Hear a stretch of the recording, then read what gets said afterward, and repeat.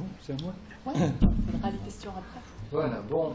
Alors, moi, je ne sais pas si je peux dire que je vais enchaîner, parce que je ne suis pas sûr que les deux sujets, ou je ne sais pas comment on va pouvoir articuler les deux sujets, mais bon.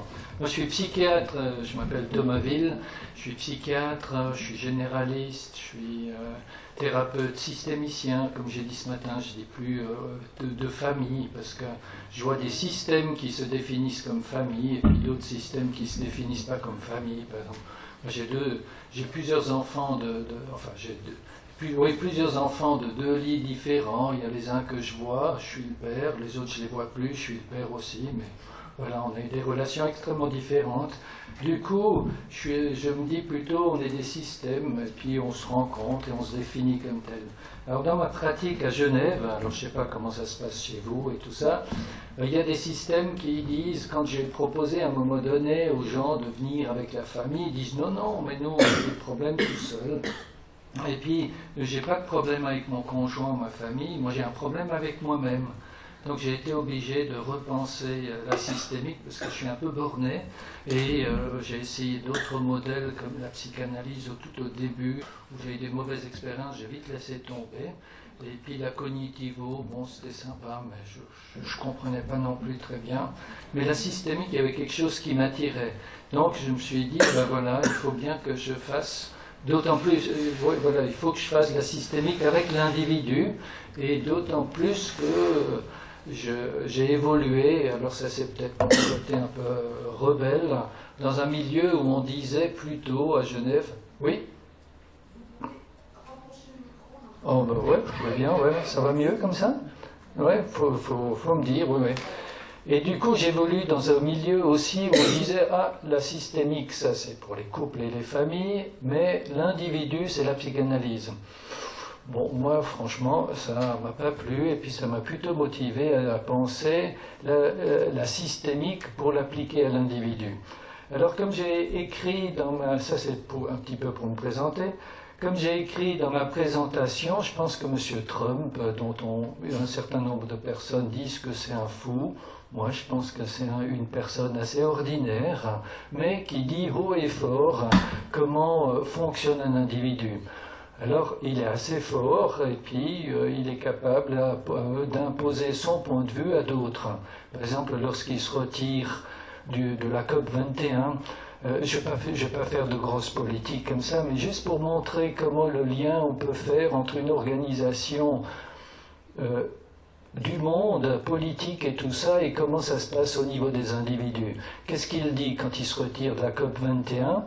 On avait défini à la COP 21 comme quoi le réchauffement climatique, c'était suite à l'activité humaine. Bon, d'accord, on signe des accords pour éviter de faire quelque chose ou pour faire semblant d'éviter de faire quelque chose, parce que ça va quand même changer la vie d'un certain nombre de gens.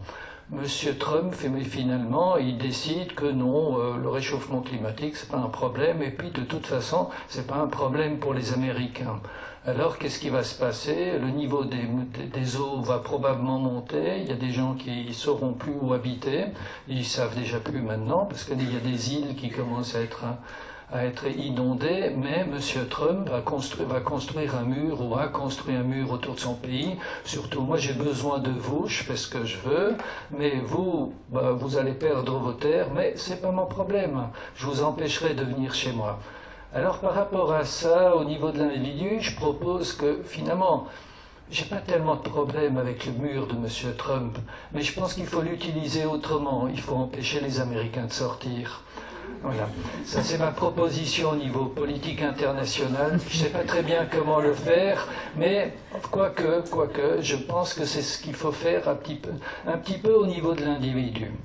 Alors ce matin, je suis un petit peu intervenu pour dire, mais au fond, je crois qu'une bonne partie de la systémique, ils sont intéressés à... Mais comment est-ce que systémiquement on peut expliquer le problème de la psychose, par exemple? Et en tout cas, on a proposé un certain nombre de dysfonctionnements de la famille, de dysfonctionnements de cerveau, de gènes, etc. Mais moi, le problème que j'ai, quand ça marche avec des gens, moi je trouve ça vachement bien et tout ça, je n'ai rien à redire, mais quand ça crée des problèmes avec certains de mes clients, ils viennent me voir et tout ça, ils ne sont pas contents. Alors, je me dis, bon, ben, on fabrique des connaissances, c'est vachement bien, des solutions, c'est vachement bien, mais quand ça marche pas, il faut bien comprendre un petit peu, il faut bien construire un petit peu autre chose. Alors, je me suis dit, finalement, c'est quoi, qu'est-ce qu'on peut mettre entre des gens?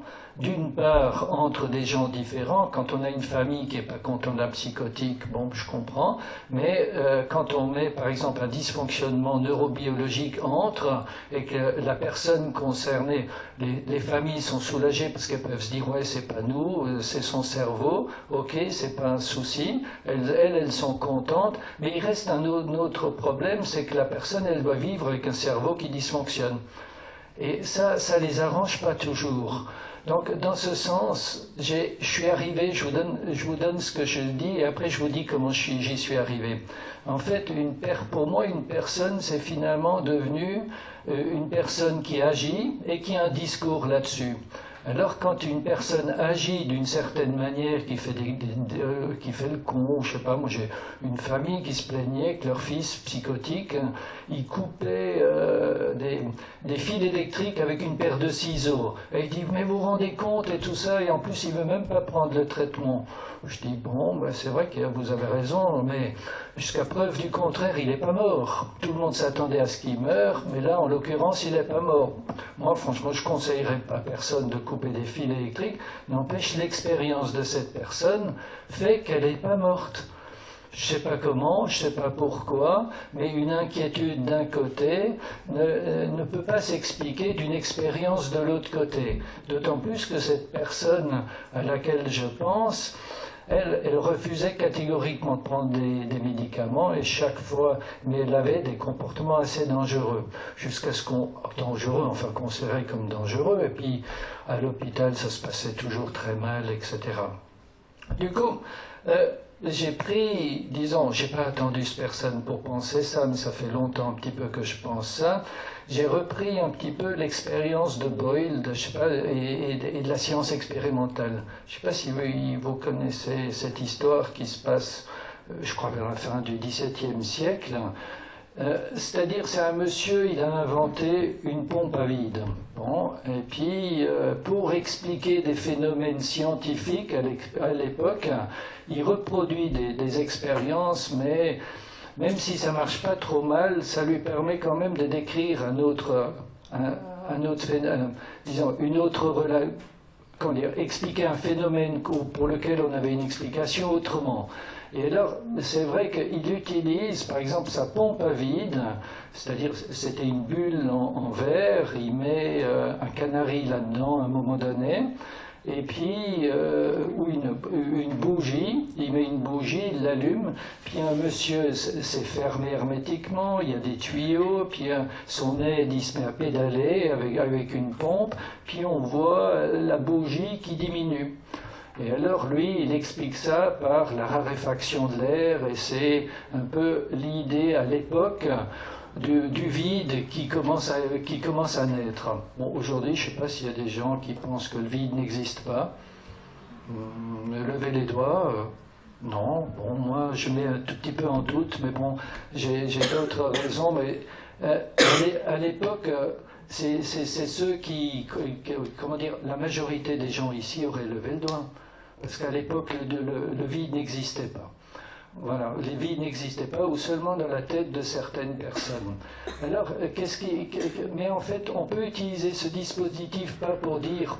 Il a beaucoup été utilisé pour dire est-ce que le vide existe ou pas, et puis finalement, est-ce que les neurorécepteurs existent ou pas, etc. Quelque part, c'est pas cette utilisation que je fais du laboratoire expérimental, j'en fais une autre. C'est-à-dire, admettons qu'on mette une personne psychotique ou quelque chose dans une machine, une pompe à vide. Et le résultat au jour d'aujourd'hui, c'est les neurobiologistes, ou il y a quelque temps, ça aurait été les généticiens, qui sortent, voilà, vous avez un déficit de neurotransmetteurs. Mais bon, est-ce qu'on demande à la personne, est-ce qu'elle a un problème de neurotransmetteur ou pas? Non, cette personne, enfin la mienne, elle me dit, ben, j'arrive pas à faire ce que je veux, etc. Donc, au lieu d'utiliser ce dispositif pour chercher une cause, j'utilise ce dispositif pour pour parler avec les gens. Alors, éventuellement, des fois, on peut dire, ben, oui, ben voilà, il y a des gens qui disent que vous avez un déficit neurobiologique, puis voilà, de neurorécepteurs, pardon, est-ce que vous voulez un médicament ou pas? Moi, en général, ils viennent chez moi parce que ils veulent plus prendre de médicaments parce qu'ils ont eu trop d'effets secondaires. Et puis je crois que je suis un peu repéré parfois maintenant à Genève par certains, dans certains milieux psychotiques pour ça. Parce que les quelques personnes que j'ai qui vont à l'hôpital, ils font ma publicité. Et alors, il y en a qui veulent venir après, mais je n'ai pas toujours le temps de les prendre. Alors, qu'est-ce qui se passe? Donc, j'ai dit, OK, on dit ça, vous voulez pas ça, et puis, OK, ben, qu'est-ce qu'on fait alors? On va peut-être essayer de mettre un discours sur qu'est-ce que vous faites, et puis quelque chose, on va mettre maintenant le discours sur vous là-dessus. Bon, vous avez des comportements qui gênent beaucoup de gens, mais qu'est-ce que vous voulez dire aux gens? Et petit à petit, en utilisant cette technique, qu'est-ce que vous voulez dire?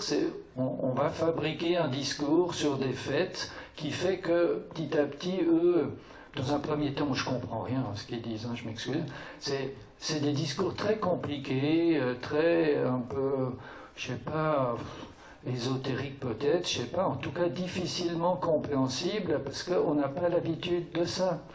Et du coup, petit à petit, on fabrique un discours, et puis après, j'ai dit, bon, alors maintenant, si pour le moment, les médicaments, ça rassurerait dans cette situation, les médicaments, ça rassure votre famille. Maintenant, alors du coup, il partait en vacances avec son père, il avait des boîtes de médicaments, mais il ne les prenait pas. Puis un jour, il était avec son père à Paris en vacances, et puis le père s'est rendu compte qu'il ne prenait pas le médicament. Mais ça faisait des semaines, voire des mois qu'il allait très bien. Et puis j'ai dit, voilà, ils se sont fâchés les deux, etc. Mais finalement, j'ai vu les parents après qui étaient catastrophés. Je dis, mais qu'est-ce qu'ils voulaient? Qu'ils prennent des médicaments ou qu'ils aillent bien? Alors quand même, bon, c'était houleux, moi je le raconte comme ça, mais c'était parce c'était pas l'entretien le plus simple que j'avais, parce que des parents qui sont fâchés et tout ça, c'est pas toujours facile. Mais par rapport à ça, ils sont partis, je n'ai plus entendu parler. Mon client, il est retourné une fois à l'hôpital ou 2 fois à l'hôpital, mais pour des très courtes durées.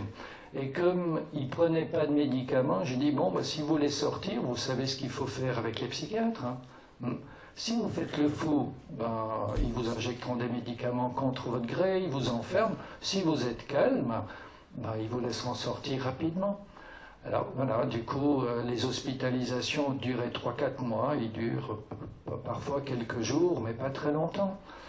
Alors, voilà, ça, donc je ne sais pas si vous avez des questions sur comment je construis un discours avec les gens, comment j'attache les gens bien entre eux. Une fois, disons, l'étape suivante, c'est qu'une fois qu'on a construit un discours sur lui où il se reconnaît, il se sent cohérent et compris, et qu'il arrive à montrer quelque chose, bon, c'est parfois assez facile. Avec un psychiatre, on a l'habitude des choses un peu bizarres et tout ça, donc c'est simple. Mais le problème, c'est qu'il faut que ça sorte du cabinet. Il faut que ça sorte de la consultation. Et du coup, c'est pas le psychiatre qu'il faut convaincre que c'est pas mauvais, mais c'est aussi la famille et les autres gens. Et petit à petit, ils retournent dans la société, et puis là, je leur dis, mais ça c'est à votre charge. Il va falloir convaincre les gens que votre idée, qui paraissait peut-être bizarre au départ, elle n'est pas aussi bizarre que ça, mais qu'elle peut être même utile aux autres. Et à ce moment-là, on multiplie les discours qui entretiennent les gens, qui lie les gens et qui voit que quelque chose qui leur faisait peur, c'est pas aussi inquiétant que ça. Ça va? Ouais. Voilà. Alors, peut-être, je ne sais pas si j'ai dit ce que j'avais à dire, je ne sais pas combien... Oui, non, je peux encore parler. Alors, disons, là, j'ai pris...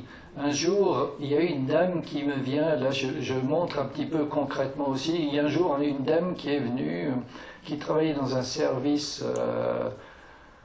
où les gens mouraient beaucoup, des services médicaux où les gens meurent beaucoup, et puis elle, le problème c'est qu'elle commençait à voir des morts agitées, des morts, voilà, je ne sais pas si vous savez ce que c'est les morts agitées. Alors c'est des morts qui viennent vous parler, des morts que vous pouvez voir. Par exemple, ça a été extrêmement à la mode au X, XIe siècle de notre ère, quand on a créé c'est ce qui a fait qu'on connaît le purgatoire aujourd'hui. C'est-à-dire à l'époque, on était soit vivant, soit mort.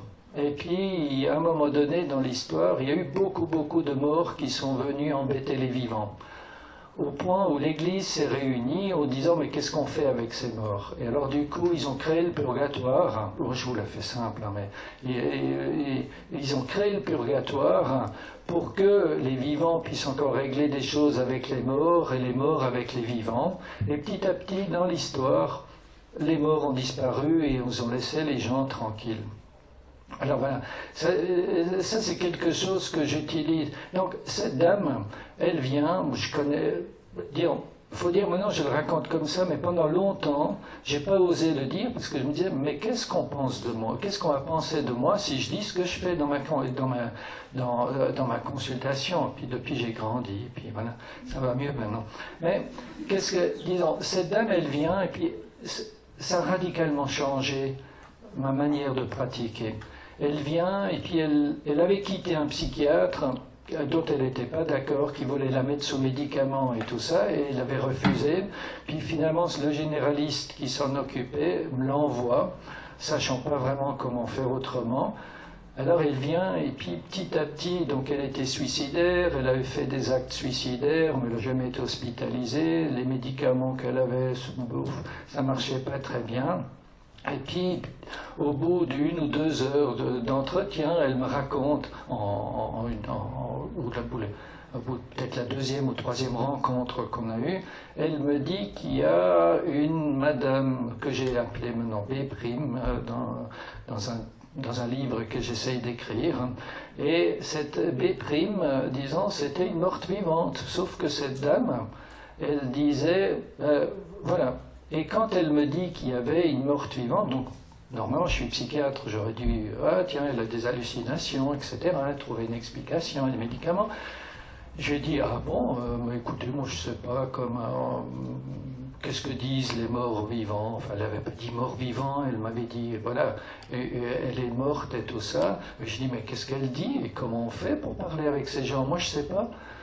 Alors elle a commencé à me raconter tout ça, que cette personne, oui voilà, elle était gentille, elle lui disait, elle allait la voir depuis longtemps au cimetière, quand elle avait des problèmes, elle lui posait des questions, cette dame lui répondait, etc.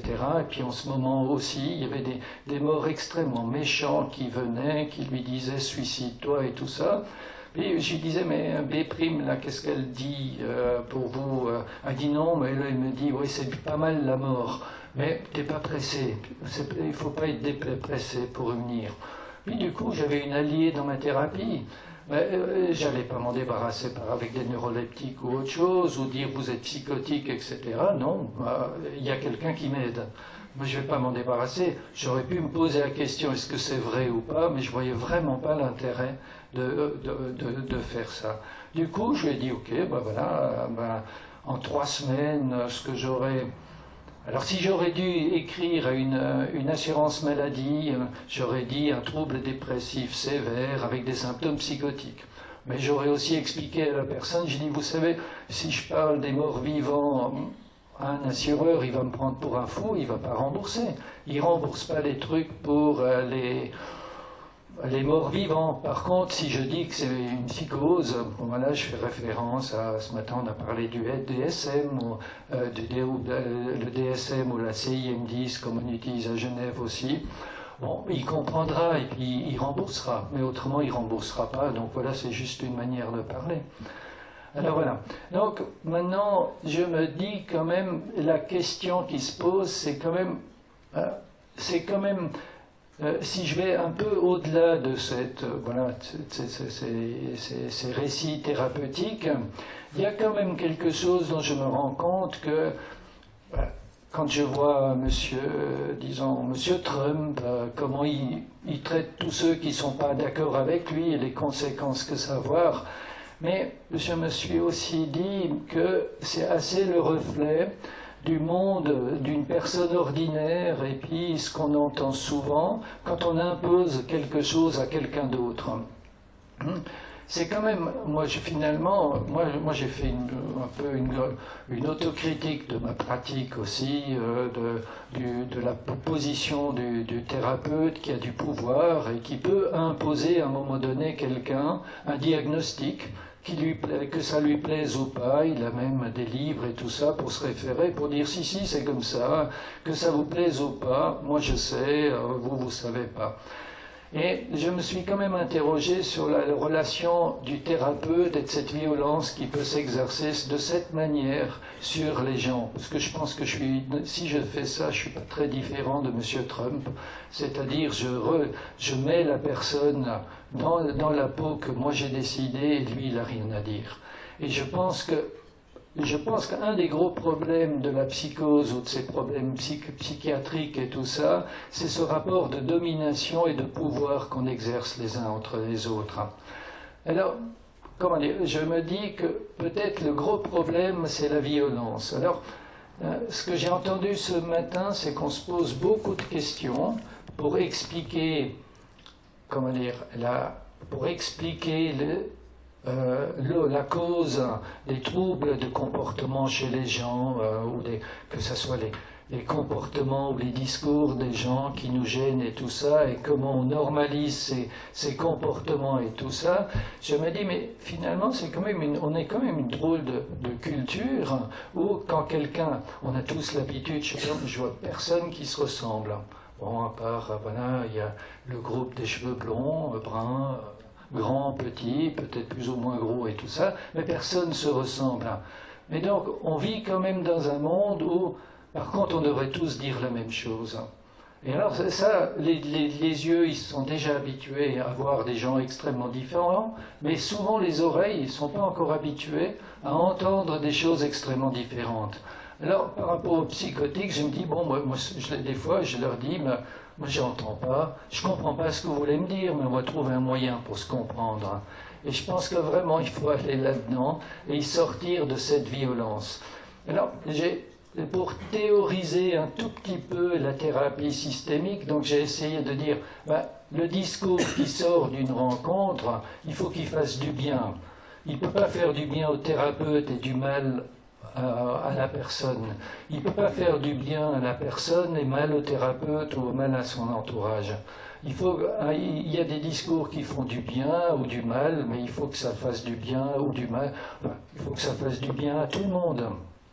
Donc cette petite réflexion sur notre société qui est assez dominante et qui s'intéresse plus à l'autre et puis à qu'est-ce que peut devenir l'autre.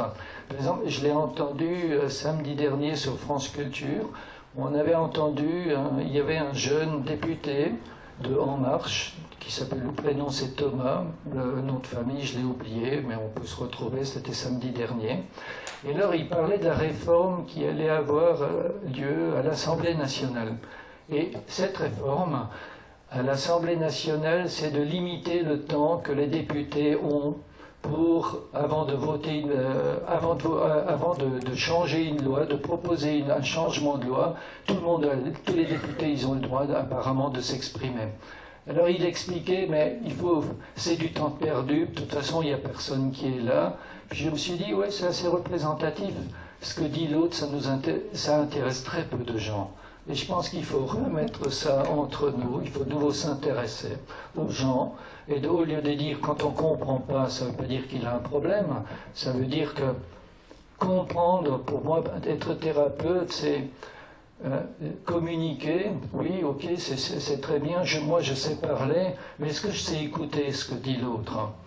Et de mettre la case « Ah, je ne comprends pas ce que vous dites », moi ça m'a rendu beaucoup service parce que ça permet de mettre la personne qui a de la peine à se faire comprendre, pas forcément toujours par le thérapeute, mais par beaucoup d'autres gens, de la mettre aussi en charge de celui qui doit faire un effort pour que l'autre le comprenne et que le prenne plus comme un fou.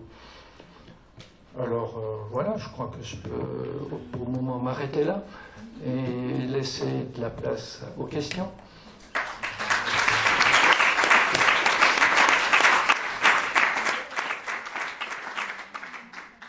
avez fait le pont entre nos deux interventions, l'écoute de l'autre. C'est vrai que j'ai failli le dire tout à l'heure, mais j'avais peur que ça brouille un peu trop.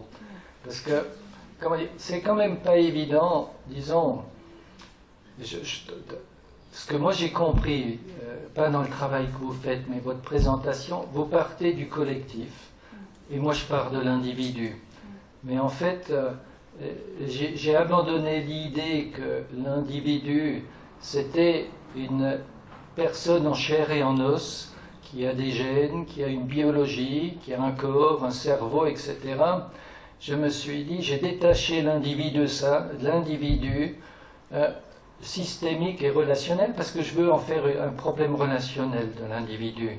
Donc comment est-ce qu'on peut... Donc l'individu ça peut pas être une matière, parce qu'on lui impose quelque chose qu'il n'a pas choisi. Or, en systémique, quand il y a un raisonnement, pour moi, linéaire, je crois que vous savez tous ce que c'est, linéaire, hein, je sais pas, c'est... Hein, moi, je circularise systématiquement. C'est-à-dire, quand M. Trump il dit qu'il n'y a pas de réchauffement climatique, je m'excuse, je reviens, j'aime bien cette personne, parce que, il est méchant, mais il explique bien comment c'est. Hein, quand on lui dit, mais si, il y a un réchauffement climatique, lui, il dit non, mais... alors, on peut dire linéairement, il y a un débat, ok, scientifique et tout ça, mais non, il nous dit autre chose. Va te faire foutre, je t'emmerde. Le réchauffement climatique, c'est bon pour moi et mes copains, mais les autres, on n'en a rien à foutre. Hein? Donc, si j'utilise cette histoire-là dans la linéarité, ben, quand on dit à quelqu'un, vous avez un cerveau ou des gènes qui fonctionnent comme ça, hein, et qu'on insiste, et que l'autre, il n'est pas content. Mais qu'est-ce qu'on dit à la personne? Va te faire foutre. Ça ne nous intéresse pas ce que tu as à dire. Nous, on sait. Ben, c'est pas systémique. Donc, si on veut que ça soit systémique, on peut dire, écoutez, moi, je crois que, mais vous, qu'est-ce que vous en pensez? Et alors, on met les gens en une personne, elle doit en systémique, on veut communiquer. Si on met un cerveau entre nous, qu'est-ce qu'on peut en dire? Non, oui, ok, d'accord, on peut voter, tout ça, mais vous faites quoi? Vous proposez qu'on mette quoi entre nous? On est un peu condamnés à vivre ensemble. Si je vous vois pas, bah, disons, voilà, vos parents vont pas être contents, ils vont faire la pression et tout ça, ils vont peut-être vous hospitaliser ou tout ce qu'on veut, etc. Ou la police, que de temps en temps intervient aussi. Avec moi, ben voilà, mais autour de quoi on va se rassembler? Donc, quand on a l'impression que c'est linéaire, moi je me suis débarrassé de ce truc, je dis bon, bah, même un corps, on peut le changer. J'ai juste une petite expérience comme ça. J'ai eu très longtemps froid, peur de l'eau froide. J'ai raconté tout à l'heure, mais bon, voilà, donc, mais en fait, je crois qu'on m'a appris à avoir froid. Et puis, alors, c'est un peu curieux de dire, mais tout le monde va dire, mais regarde le thermomètre et tout ça. Et pendant longtemps, j'osais pas, ou j'avais beaucoup de peine à aller dans l'eau, parce que j'avais froid, et puis je dis, tout le temps, j'étais en train de dire, j'y vais pas, allez, j'y vais, non, j'y vais pas, etc. Puis j'avais toujours froid. Et puis, il n'y a pas longtemps, l'an dernier, j'ai commencé à nager dans les lacs de haute montagne où l'eau est froide, mais j'avais encore froid. Puis cette année, là, il y a quelques semaines, là, je suis allé me baigner, parce qu'à Genève, on a un beau lac et tout ça, mais l'eau, elle était à 12 degrés. Puis j'ai trouvé la solution. Ok, il y a les gens qui disent l'eau qui est froide, et moi, je veux me baigner. Bon, bah alors qu'est-ce que je fais? Bah alors, qui décide? C'est l'eau froide qui décide que je ne vais pas me baigner, ou c'est moi qui décide que je vais dans l'eau? Ben, j'ai décidé d'aller dans l'eau, et puis j'ai pas eu froid. Alors, c'est juste, je sais pas, donc la question, est-ce que c'est froid ou pas, c'est un problème ou pas, c'est plus un problème, c'est-à-dire quand on va vers ce qu'on appelle parfois l'auto-entrepreneuriat, c'est-à-dire, non, l'individu il a une idée, mais qu'il la met en acte. Et du coup, les autres, ils peuvent dire ce qu'ils veulent, ils peuvent dire que c'est froid ou pas, la question c'est, moi je vais dans l'eau, et si je veux avoir froid, ben, je peux me dire que j'ai froid, mais si je veux avoir que c'est plus froid, je transforme les sensations que je peux avoir en...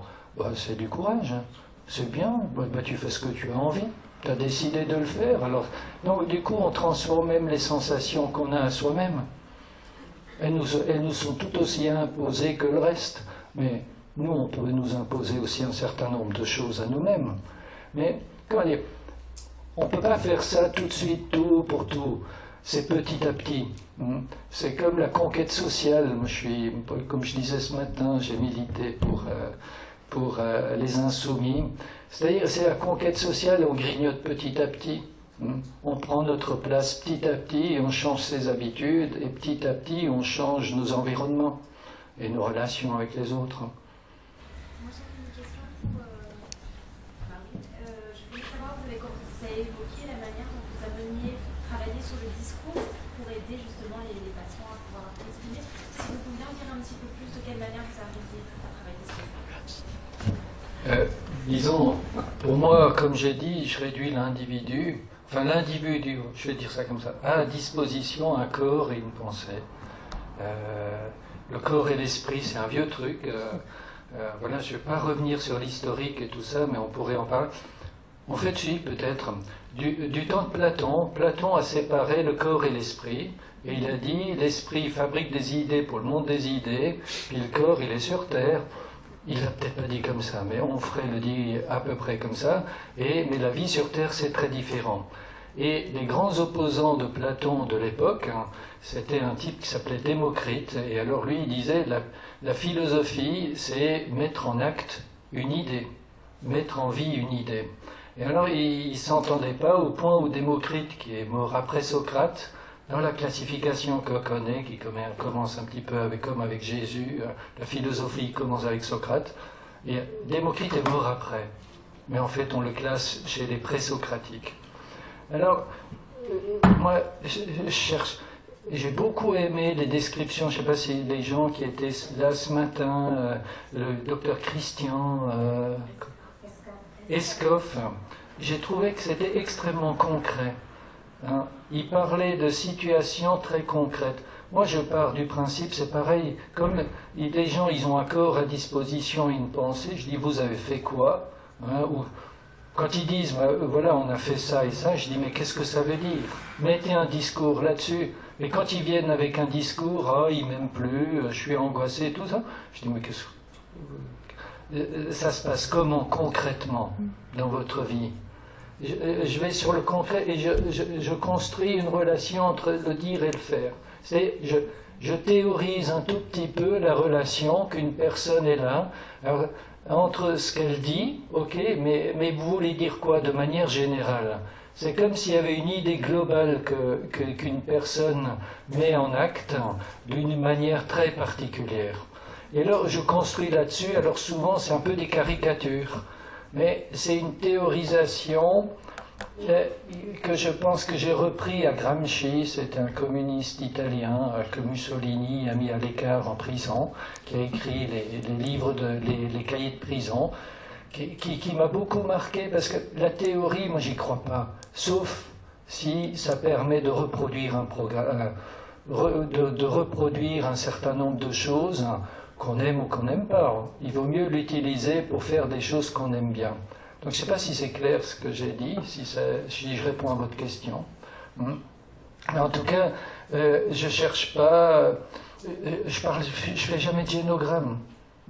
Je cherche pas des secrets de famille. Je dis, mais comment est-ce que vous aimez? Voilà, ou qu'est-ce que c'est? Voilà, avec ce que les gens y viennent. Quand cette dame, elle me dit, ouais, je vois des morts, je dis, je sais pas, dites-moi comment vous faites. Racontez-moi quelque chose sur les morts. C'est vous la spécialiste des morts. Moi, je les connais pas. Pour moi, ils sont au cimetière ou ils sont dans ma tête, dans ma mémoire. Mais pour elle, ils étaient quelque part physiquement ailleurs que dans le cimetière ou dans la mémoire. Donc, je ne vais pas le mettre là-dedans, mais alors, je les mets en charge. Dites-moi, c'est vous, moi je ne connais pas. Et petit à petit, par contre, à partir de cette relation, par contre, après, une fois que je suis le thérapeute, ça c'est la première étape, mais après, j'essaye de faire en sorte que une personne, qu'elle s'attache bien à son idée, qu'elle la mette bien en acte. pour qu'elle se sente bien. Elle dit ça c'est moi, c'est pas moi. Quand je fais ça c'est pas moi. Non, quand je fais ça c'est moi. Comme ça elle s'identifie elle-même, elle se reconnaît elle-même. Et puis après, l'étape après, c'est de se faire reconnaître en tant que telle une personne qu'on puisse l'identifier comme telle. Et là, il y a quelque chose parfois. Je propose, j'ai dit mais faites. J'ai un des grands trucs, un de mes grands trucs en ce moment, mais ça change, hein, c'est l'agenda. Hein, par exemple, dans la sexualité, dans les années 70, moi j'étais aussi sexologue à un moment donné, dans un service universitaire de sexologie à Genève, et dans les années 70, on a inventé la sexualité avec le désir. On a même créé un trouble du désir. Mais alors je dis maintenant aux gens, oui, quand il a envie, moi j'ai pas envie, quand moi j'ai envie, il n'a pas envie, puis on se rencontre jamais. Je dis, mais qui vous voulez que qui décide dans votre histoire? C'est le désir qui décide si vous avez une relation sexuelle ou pas? Visiblement ça marche pas, vous ne rencontrez jamais. Prenez rendez-vous. Vous faites ça toute la vie. On fait ça, on a rendez-vous pour aller au médecin, on a rendez-vous au travail, plein de choses, on est organisé pour plein de choses, on a plein de rituels comme ça qui nous embêtent. Hein? Le nombre de gens qui sont embêtés, qui n'ont plus envie d'aller au boulot, mais alors je peux vous assurer, ils sont toujours à l'heure. Enfin, à Genève, on est un peu suisse, d'accord, mais ils sont tout le temps à l'heure, ces gens, alors que ça les embête. Mais prendre du bon temps au lit avec son compagnon, sa compagne, ça c'est compliqué parce qu'on n'a plus envie, on n'a pas de désir. C'est pour ça que je pense que toute cette histoire de Boyle a été beaucoup utilisée pour délocaliser le problème des gens. On met le problème ailleurs, comme ça les gens, ils n'ont plus aucun pouvoir. Quand on a, je ne sais pas qui c'est, moi je sais simplement créer un seul désir, c'est le désir d'avoir envie. Hein. Alors je dis, j'ai envie d'avoir une relation sexuelle ce soir, alors bon, voilà, à force de me dire, du coup, le soir j'ai envie. Mais pourquoi? Parce que je me le suis prescrit. Si j'attends qu'il passe, je ne sais pas, des fois je suis fatigué, parce que j'ai une longue journée, tout ça, mais si j'ai envie, à ce moment-là, c'est moi qui l'ai fabriqué. Et je fais systématiquement cette histoire, mais reprenez votre vie en main. Si vous voulez du désir, fabriquez-le. Si vous voulez du sexe, prenez rendez-vous, si vous n'avez pas de désir. Alors c'est pas très, comment dire, peut-être érotique ou romantique ou quelque chose, mais c'est assez utile. Mais les gens y résistent encore beaucoup. Moi, par exemple, dans ma vie, comment dire, je fais maintenant depuis 7 ans une gymnastique asiatique qui s'appelle du Daruma Taizo. Et je crois que j'ai été élevé, classe moyenne, comme ça, voilà, pour servir des gens. Faire du bien aux gens, alors ça je sais faire. Me faire du bien à moi, ça j'ai pas appris. Donc il y a 7 ans, ça fait depuis mon adolescence que je veux faire du karaté, comme ça, mais dans mon petit village en Alsace, parce que j'ai grandi là-bas, c'était pas possible, c'était trop loin, trop compliqué, tout ça, puis voilà. Puis, voilà, mais cette envie est restée quand même très longtemps. Il y a 7 ans, je commence ça. C'est une gymnastique asiatique, mais qui est très proche des arts martiaux. Ok, je commence ça. Et je vous assure, pendant 2 ans, j'ai eu de la peine à y aller. Pourtant, chaque fois que je revenais, je me disais, mais qu'est-ce que ça m'a fait du bien? J'étais KO, mais qu'est-ce que ça m'a fait du bien? Je me suis dit, mais c'est quand même incroyable. Il y a une chose qui me fait du bien, et chaque fois que je dois y aller, j'ai de la peine à y aller. On est maso, je pense. On est un monde de maso. Je ne sais pas s'il y a d'autres gens qui étaient dans la salle qui ont des problèmes comme ça, mais moi je pense que mon éducation, je pense qu'on est une société de maso. On met tout le temps des choses entre nous qui nous enlèvent la capacité d'agir. Combien de fois on nous dit non? C'est dû aussi justement au niveau de la société qui est assez individualiste et que du coup on va poser un problème. Moi je suis éducatrice avec social à l'enfant, j'ai beaucoup d'enfants, je fais des suites de beaucoup d'enfants qui ont beaucoup de troubles en fait. Il y a des troubles de l'attention, des troubles de psychomotricité, des troubles de concentration. Donc ces enfants-là passent beaucoup de temps à l'extérieur de leur vie familiale et de leur environnement parce que tous les soirs on externalise le problème et c'est l'enfant qui a le problème et qui va voir un expert pour ce problème-là. Et en termes au final, de vie familiale, il reste plus grand-chose en fait au bout du compte et il faut presque prendre rendez-vous finalement pour que la famille se retrouve. Et enfin, du coup, ça me fait penser à ça, ce que vous dites. Est-ce que vous pensez qu'il y a un lien aussi avec le modèle sociétal dans lequel on... Il faut diviser pour régner. Quand les parents, quand une famille ne sait plus vivre ensemble parce qu'on délègue l'éducation à la télé, il ne faut pas s'étonner que les gens ne savent plus vivre ensemble. Je sais communiquer avec quelqu'un à l'autre bout de la planète à travers Internet, mais est-ce que je sais encore parler à ma mère ou à mon père ou à mon frère? Et je pense effectivement, pour moi le problème, si on parle de causalité, il n'est pas dans les gens. C'est une société, pour moi... L'unité de reproduction de la société, c'était le couple pendant l'ère industrielle, et pour maintenant, en ce moment, il y a un changement, c'est l'individu. Avant, il suffit de voir au niveau du monde du travail. Avant, j'ai connu des vagues où on a utilisé les paysans pour aller travailler à l'usine. Après, on a fait venir des émigrés. Ils travaillaient pour moins cher, c'était mieux, mais il y avait encore pas mal de boulot. Maintenant, les usines, elles partent. Donc, elles vous enlèvent quelque chose, on nous divise.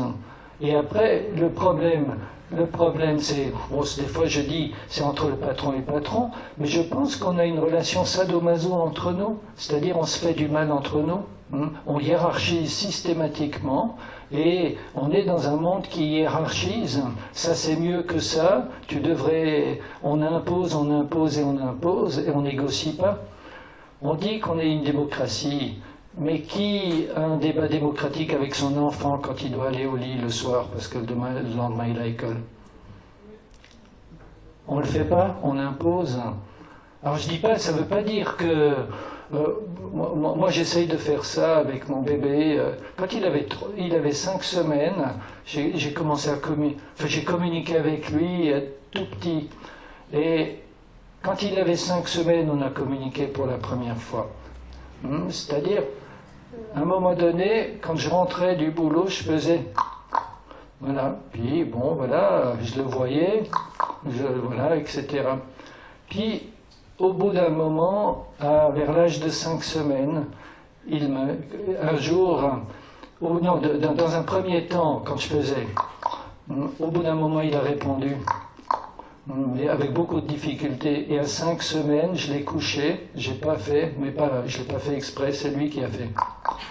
Donc, voilà, je crois qu'on commence et c'était le début de la communication. Ça veut pas dire, moi je suis de gauche, je vous ai dit, je milite pour Mélenchon, lui il a 6 ans, il veut être CRS. Donc c'est assez compliqué de se faire... je transmets pas de valeur, je transmets juste... qu'il faut discuter. Mais c'est vrai que j'ai aussi des ascendants de classe moyenne où j'ai appris, où je pense qu'on m'a transmis à imposer à des gens quelque chose qui n'est pas bon pour eux tout en leur disant que c'est bon pour eux. Ça, je pense que c'est... mais du coup, d'avoir un CRS, j'ai compris ça l'autre jour à la maison, c'est-à-dire, pour exister en tant qu'individu, il faut qu'il exerce son pouvoir sur moi, qu'il me calme, qu'il me dise « tais-toi ». Moi aussi j'ai droit à la parole et on trouve un arrangement et c'est pas toujours évident, il y a des domaines où c'est compliqué, surtout le soir quand j'ai envie d'être tranquille avec ma femme, c'est des dures négociations, mais voilà, ça veut pas dire qu'il se couche quand il veut, et des fois je lui impose et des fois il m'impose, mais c'est réglé, au moins on sait ce qu'on fait. Je sais pas, j'ai répondu à votre question.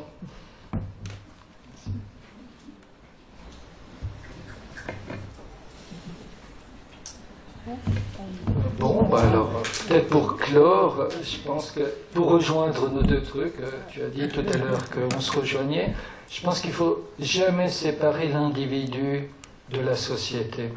Et du coup, quelle société on veut, et puis je pense que les deux, si on peut se rejoindre, là où moi je verrais le lien, c'est que comment est-ce qu'on veut vivre ensemble? Quelle relation on veut? De dominant-dominé ou démocratique où chacun a quelque chose à dire? Mais alors là, c'est la porte ouverte. Pas beaucoup de discours et d'actes assez sympathiques. Merci. Merci.